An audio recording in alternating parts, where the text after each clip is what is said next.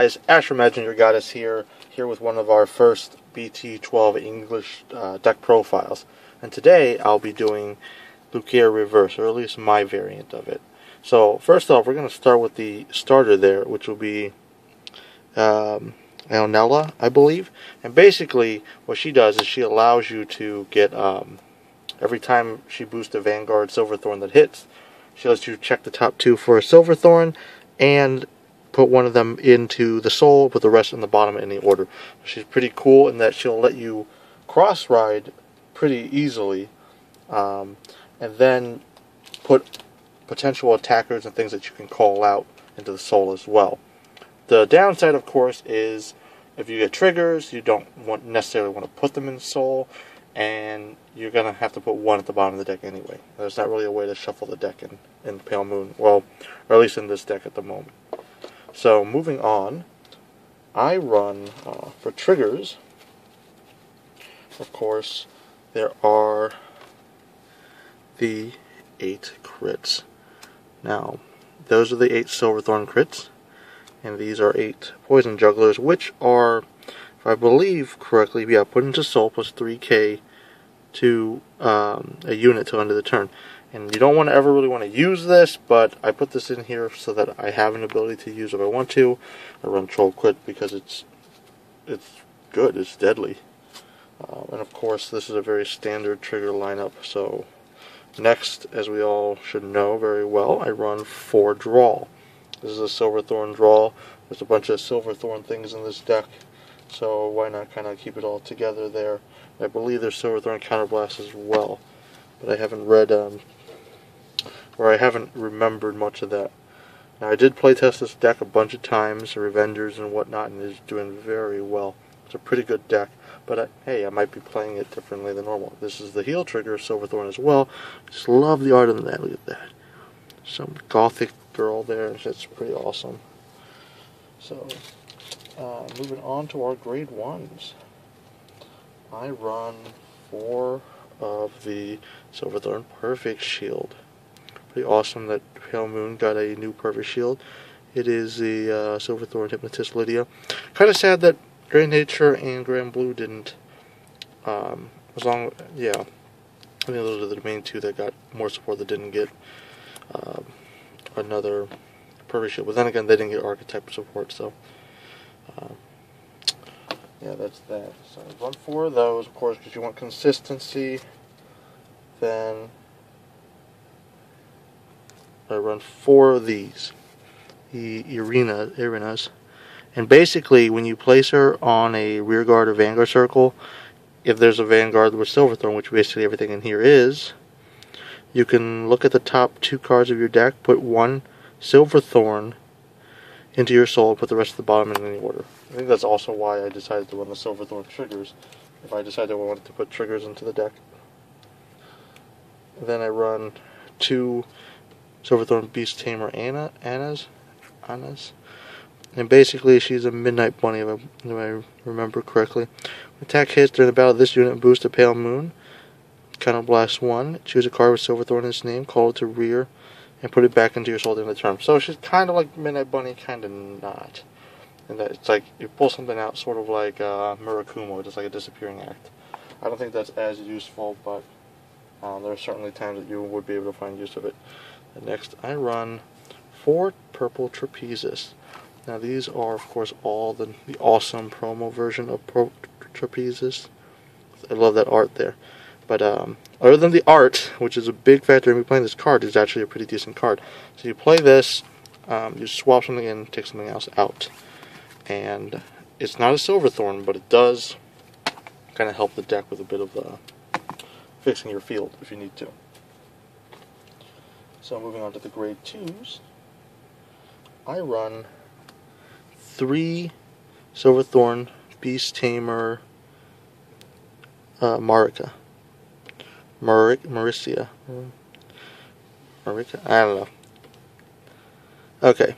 But basically, she is just like Anna, which is when she hits a Vanguard, instead of boosting, when she hits, you counterblast 1, pull something out of rear, and then return it back, pull something out of soul into rearguard and put it back in soul at the end of the turn. Again, not as useful. It's kind of why I'm running her at a 3, but if you can get it early enough in the game where you don't have a full field, it's definitely, you can kind of get some pluses, or no, not really pluses, but temporary pressure with that. And I run 4 of the 10K Vanilla. This is a Silverthorn Lillian, and I love that artist as well. It's one of my more preferred 10K arts. Kind of a shame she's a foil, though I don't really like the regular rare foil patterns in Vanguard. So kind of wish there was a non-foil version of her, or double R rare, double R foil. Those are the best.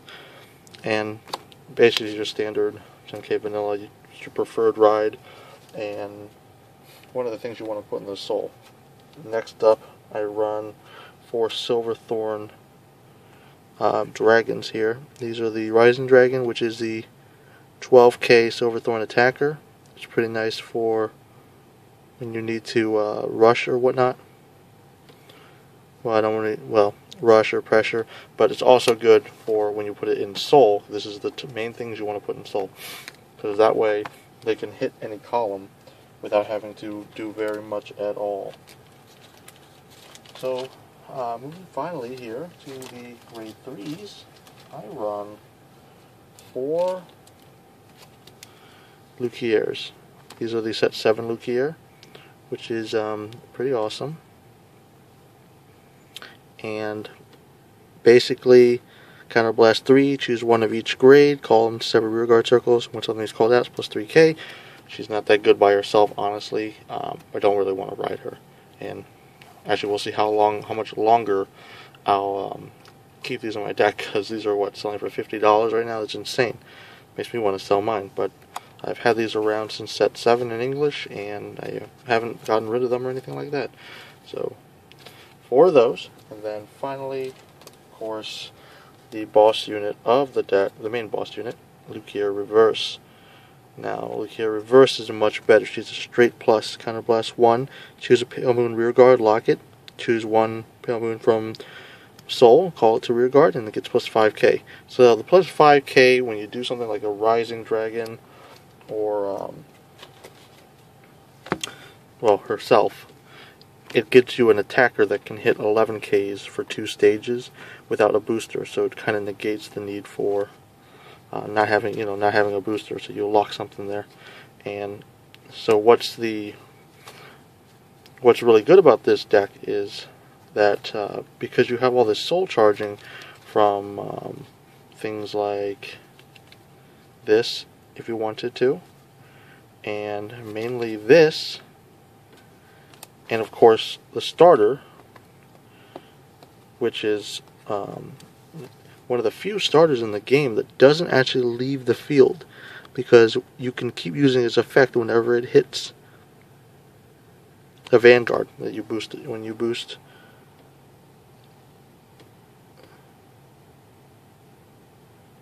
Yeah, when you boost your Vanguard, so she's only good on the Vanguard circle. Well, I haven't played her elsewhere, but essentially she makes this 16, and then if you cross ride, she makes it 18.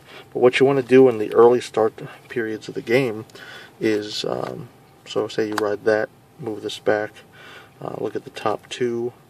Well, you want to put this, you're trying to put this into your soul as fast as possible, and then you're trying to ride this. So then when you ride this, it's 13 on turn 3. It's kind of like how Goddess of the Sun or PBO and so on can easily get cross-ride. It's one of those things, but because this effect is a lot better than their effects, it's not a hit effect. It's not really even it's just a straight plus effect. Like, this effect isn't just there so that you benefit out of it. It doesn't really do anything else. I'm actually surprised this is doing so well, because honestly, Lukier is not really too flashy. This deck is pretty good. It's has a pretty solid record against a lot of the what I would call meta decks these days, and she's, for such an underrated clan, at least until recently with the Venus, Lukier, and all that. This is this is one of those moments where I just really like it. We're an underappreciated clan, especially one with a really awesome looking Vanguard, is able to finally show the other decks in the meta, hey, I can be competitive too. So, that's all with that. And we plan to bring out a lot more deck profiles for you guys for all the decks in set 12 here. We all kind of have our assignments and what we're doing. And we wanted to play test them a little bit before we show more, but I got a lot of play testing done with this, and it performed very well. And I thought I'd share my own variant here. We may do a version with Ava, but the main reason I don't run Ava is because it's a Silverthorn deck, and Ava's not Silverthorn. And frankly, I don't like break riding. What is it? Break riding kind of makes the game stale because everyone's waiting to try to break ride first. But when you have Lucaire reverse, you don't need to break ride. She's vanilla, yeah, but you don't need to force yourself to four damage to use that. Like, you're a 13k Vanguard, or the deck is made to be a 13k cross ride deck. So, try to play defensively. You don't need to push yourself to 4 unless you need to, and if you get to 4, hey, you got some stuff here. What you mainly want to put in the soul with all those cards, and this is Lucaire, the grade 3, but if you can, put more of these, or your grade 2s especially. Now, only one of your grade 2s hits for 2 stages on 11k with the 5k there that it gives, but they all can be interceptors, so think of it as calling extra guard for yourself. But, yeah, I mean, that's kind of one of the ways that I play this deck, and I'm pretty sure that most people are kind of similar, but maybe not, and I've just had a lot of success with this deck, so give it a shot. And, well, that's all for today, and this has been Ash from Imaginary Goddess. Thanks for watching. See you guys next time.